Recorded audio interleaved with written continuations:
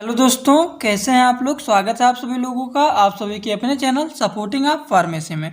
दोस्तों, जैसा कि आप लोग जान रहे हैं, बी फार्मेसी 6 सेमेस्टर वालों का फार्माकोलॉजी सब्जेक्ट चल रहा है, जिसमें हम लोगों ने यूनिट फर्स्ट में जो टोटल 10 चैप्टर हैं टोटल हम लोगों ने कंप्लीट कर लिया है। और यूनिट सेकंड भी हम लोगों ने टोटल कंप्लीट कर लिया है। कीमोथेरेपी का जनरल प्रिंसिपल था, सल्फोनामाइड को ट्रिमाक्सोल, एंटीबायोटिक, 3 लेक्चर में हम लोगों ने टोटल कंप्लीट कर लिया है। आज के लेक्चर में हम लोग स्टार्ट करने जा रहे हैं यूनिट 3 का कीमोथेरेपी। यूनिट 3 का कीमोथेरेपी जो है, इसमें सबसे पहला चैप्टर है वो है एंटी ट्यूबरकुलर एजेंट्स। ठीक, तो चलिए देखते हैं क्या होता है आज के लेक्चर में। ये चैप्टर हम लोग टोटल कंप्लीट कर देंगे इसी ही लेक्चर में। तो चलिए देखते हैं बिना देर किए हुए क्या होता है एंटी ट्यूबरकुलर एजेंट, उसके बारे में इसका क्या होता है, डिफिनीशन क्या होता है, सिम्टम इसके क्या होते हैं, क्लासिफिकेशन क्या होते हैं, मैकेनिज्म ऑफ एक्शन क्या होते हैं, यूज। टोटल इतना हम लोग को जानना है। और भी ज़्यादा डिटेल पढ़ने के लिए आप लोग मेडिसिनल केमिस्ट्री के यूनिट 3 में भी पढ़ेंगे। ठीक, तो उसको भी स्टार्ट करूँगा बहुत जल्द, लेकिन इसमें चलिए अब देखते हैं।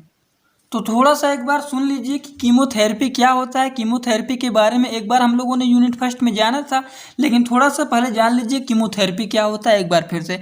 कीमोथेरेपी एक ऐसा ड्रग होता है, एक ऐसा ड्रग ट्रीटमेंट होता है जो हमारे बॉडी में तेज़ी से बढ़ने वाली सेल्स को मारने के लिए क्या होते हैं, शक्तिशाली केमिकल्स का उपयोग किया जाता है। कीमोथेरेपी का यूज अक्सर किया जाता है कैंसर के इलाज करने के लिए, क्योंकि कैंसर के सेल जो होते हैं वो बहुत तेज़ी से बढ़ती हैं अदर बॉडी की तुलना में, अदर सेल्स की तुलना में। ये जो होते हैं कैंसर की सेल्स बहुत तेज़ी से बढ़ती हैं, और कैंसर की जो ये होते हैं अलग अलग प्रकार की मार्केट में बहुत सारी दवा अवेलेबल हैं, जो कि यहाँ पे इसके बारे में टोटल दिए गए हैं। इसके बारे में बहुत आसान तरीके से बता दिया था। चलिए अब देखते हैं एंटी ट्यूबरकुलर एजेंट। देखिए हेडिंग डालेंगे एंटी ट्यूबरकुलर एजेंट।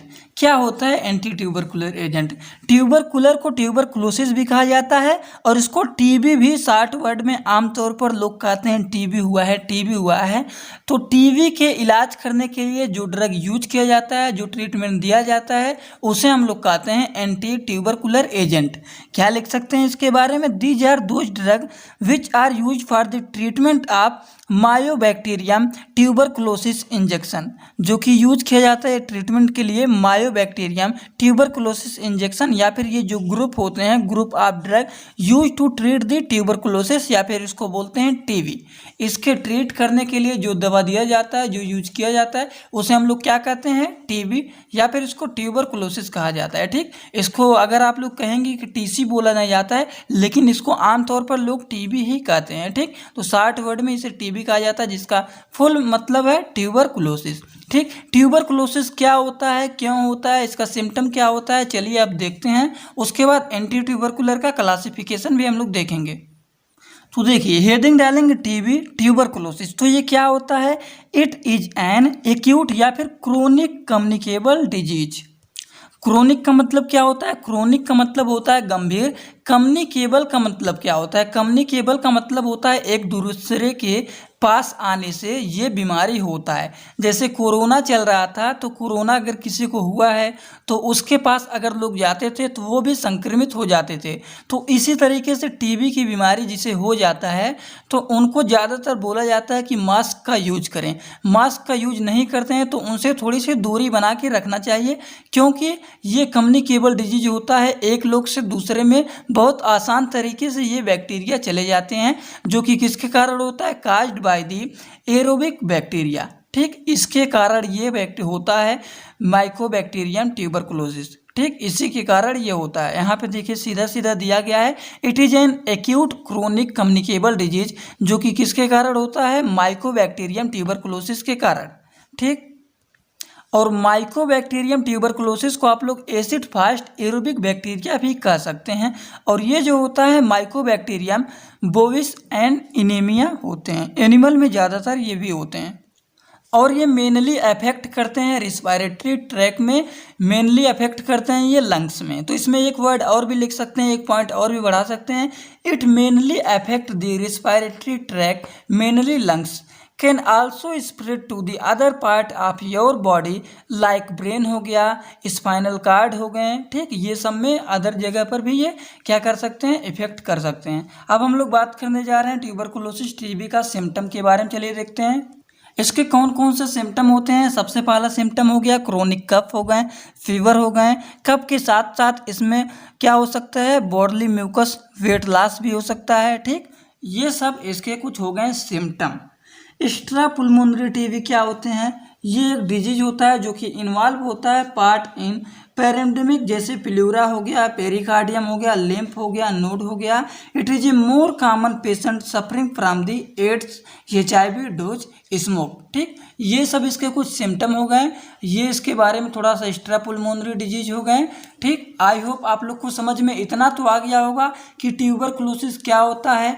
ये एक क्रोनिक डिजीज होता है, कम्युनिकेबल डिजीज होता है, जो कि माइकोबैक्टीरियम ट्यूबरकुलोसिस के कारण होता है, ठीक। ये हमारा एरोबिक बैक्टीरिया होता है, माइकोबोविस इन एनिमल में भी होता है। ये मेनली इफेक्ट करता है रिस्पायरेटरी ट्रैक में, लंग्स में। Can also separate other part of your body like brain हो गया, स्पाइनल कार्ड हो गया।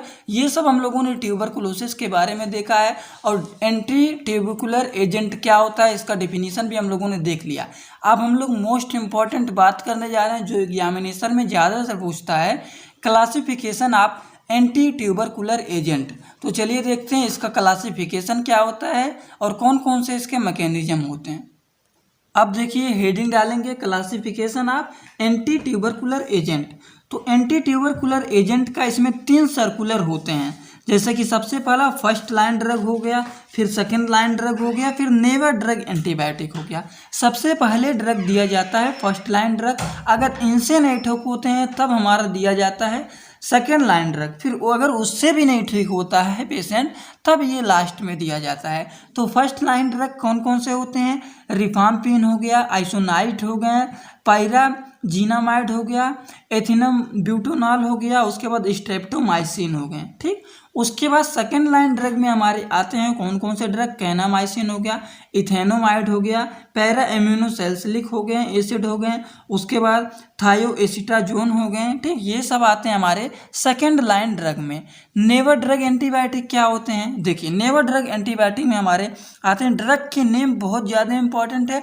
ड्रग के नेम थोड़ा सा जितनी बार रिवीजन करेंगे उतना बार आप लोग को अच्छी तरीके से समझ में आएगा। तो एक काम आप लोगों को करना है, ड्रग के नेम को 1 से 2 बार लिखने की प्रैक्टिस करिएगा, तब ज़्यादा समझ में आएगा। नेवर ड्रग एंटीबायोटिक में कौन कौन से होते हैं, ओफ्लॉक्सोसिन हो गया, सिप्रोफ्लॉक्सोसिन हो गया, क्लेथ्रोमाइसिन हो गए, उसके बाद रिफाब्यूटिन हो गए, एजिथ्रोमाइसिन हो गए, ये सब हमारे नेवर ड्रग एंटीबायोटिक होते हैं, ठीक। अभी आप लोग को मैंने बताया है कि ट्यूबरकुलोसिस क्या होते हैं, ट्यूबरकुलोसिस के बारे में सिम्टम भी बताया है कि ये ट्यूबरकुलोसिस क्या होते हैं। ये कम्युनिकेबल क्रोनिक डिजीज होते हैं, जिससे किसी भी पेशेंट को हुआ है, अगर दूसरा पेशेंट कोई नॉर्मल पेशेंट चला जाता है और वो भी धीरे धीरे करके वो क्या हो जाएगा, वो भी अफेक्टेड हो जाएगा और वो भी उसका पेशेंट बन जाएगा, ठीक। तो टीबी के पेशेंट से दूरी बना के रखना चाहिए, अगर हो सके तो उनको ज़्यादातर अगर वो बाहर निकलते हैं तो उनको मास्क का यूज कराना चाहिए, ठीक, जिससे दूसरे कोई लोग नॉर्मल लोग ना इससे संक्रमित हों। इसमें इम्पॉर्टेंट बात यही है कि इसमें आप लोग को ड्रग के नेम जो दिए गए हैं वो ड्रग के नेम थोड़ा अच्छे तरीके से तैयार करना है कि फर्स्ट लाइन ड्रग में कौन कौन से ड्रग आते हैं, 4 से 5 ड्रग आते हैं। सेकंड लाइन ड्रग में हमारे 4 से 5 ड्रग हैं और नेवर ड्रग एंटीबायोटिक में भी 4 से 5 ड्रग है। ये ड्रग के नेम आप लोग थोड़ा सा अच्छे तरीके से अगर पढ़ेंगे तो तैयार हो जाएगा, ज़्यादा कुछ है नहीं, हार्ड नहीं है। इसका हो सकेगा तो एग्जामिनेशन के टाइम पर एक ट्रिक बनाऊंगा जिससे आप लोग क्लासिफिकेशन का पूरा ड्रग आसान तरीके से तैयार कर लेंगे। Mechanism of action of anti tubercular drug, ठीक। तो मैकेनिज्म देखने जा रहे हैं हम लोग। देखिए आप लोग को शायद यहाँ पे सही से दिख नहीं रहा होगा, लेकिन मैं बोल दे रहा हूँ, आप लोग सही से पढ़ लेना। वैसे मैं एकदम अच्छी तरीके से इसको बना करके PDF में शेयर करूँगा जब अपने टेलीग्राम ग्रुप में, तो वहाँ से आप लोग कलेक्ट कर लेना, वहाँ पर एकदम क्लियरिटी दिखेगा, ठीक।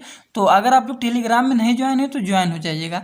तो देखिए यहाँ पे ये बना हुआ है जिसमें ADP से ATP में ये कन्वर्ट होता है AMP सिंथेज के द्वारा, जिसमें हमारा ये जो है ये हमारा RNA पॉलीमरेज इनहिबिटर, क्या है, आरएनए पॉलीमरेज इनहिबिटर, जिसे हम लोग जैसे कहते हैं ड्रग है रिम्फाफिन हो गया, रिम्फाब्यूटिन हो गया, रिफाटिन हो गए। उसके बाद ये डीएनए गायरोज है, सेल वॉल बैक्टीरिया है, कंटेन मायोसाइक्लिक एसिड, जिससे हमारा प्रोटीन बैक्टीरिया फ्रॉम एसेंशियल होता है किसके लिए, स्टिमुलाई के लिए। और ये हमारा है रिएक्टिव स्पीसीज, ठीक, ये हमारा है सेल वॉल सिंथेसिस, ये आयनाइज इथिब्यूटेनॉल, इथेनामाइड एंड प्रोमेथामाइड, ठीक। उसके बाद हमारा एटीपी सिंथेज है जो कि हमारा है ब्रेडिक्यूनुलिन, ठीक। उसके बाद यहाँ पे देखिए 2 पॉइंट दिए गए हैं, जैसे कि क्या है, अफेक्ट करता है राइबोसोमल एक्टिविटी, स्ट्रेप्टोमाइसिन हो गया, एमाइकान हो गया, कैनामाइसिन हो गया, लाइनजाइड हो गया, ठीक। अब मेन इंपॉर्टेंट बात इसमें है कि एंटी ट्यूबरकुलर ड्रग जो है वो किसके लिए यूज किया जाता है। अभी मैंने आप लोगों को कई बार बताया है कि एंटी ट्यूबरकुलर ड्रग जो होता है वो treat and prevent in the TB, TB के डिजीज को ट्रीट करने के लिए, ठीक करने के लिए जो ड्रग दिया जाता है उसे हम लोग क्या कहते हैं, एंटी ट्यूबरकुलर ड्रग, ठीक। तो इसका यूज सिंपली क्या होता है, ये सिंपली टीबी को ट्रीट करने के लिए, ट्यूबरकुलोसिस को ठीक करने के लिए जो ड्रग दिया जाता है उसे हम लोग कहते हैं एंटी ट्यूबरकुलर ड्रग। और यही इसका होता है यही होता है इसका यूज, और ये है इसका mechanism of action. Mechanism of action को आराम से वीडियो को रोक करके कर लीजिएगा। जो मैं आप लोग को बताया हूँ, जो आप लोग को नहीं दिख रहा है सब मैं बता दिया हूँ। आरएनए पॉलीमरेज इनहिबिटर हो गया, डीएनए गायरेज हो गया, cell wall bacteria contain mycolic acid हो गया, ये रिलेटिव स्पीसीज है, सेल वॉल सिंथेसिस हो गया।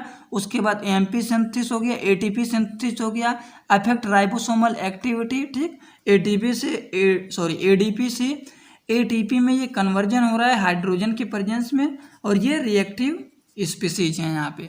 ये आप लोग कर लीजिएगा। आज के लेक्चर में हम लोगों ने जो फार्माकोलॉजी का एंटी ट्यूबरकुलर एजेंट है ये टोटल कंप्लीट कर लिया है। इसमें बस हम लोगों को जानना था कि एंटी ट्यूबरकुलर एजेंट क्या होते हैं, इसके सिम्टम क्या होते हैं, इसके यूज क्या होते हैं, इसके क्लासिफिकेशन क्या होते हैं, और इसके मैकेनिज्म ऑफ एक्शन क्या होते हैं। अब इसमें बहुत सारे ड्रग भी आते हैं जो कि ड्रग के बारे में हम लोगों को पढ़ना है मेडिसिनल केमिस्ट्री में। मेडिसिनल केमिस्ट्री में भी बहुत जल्द मैं स्टार्ट कर दूंगा, तो हमारे लेक्चर पर डेली बने रहिए। हमारे लेक्चर पर डेली नए नए लेक्चर अपलोड होते हैं। तो आप लोग चैनल पर नए हो, चैनल को सब्सक्राइब करके बेल आइकन को दबाना मत भूलिएगा, जिससे हमारे वीडियो आप लोग को कहीं पर खोजना ना पड़े, सीधा सीधा होम पेज पे ही मिल जाए। तो चलिए दोस्तों, thanks for watching my video. Like, comment, share and subscribe this channel.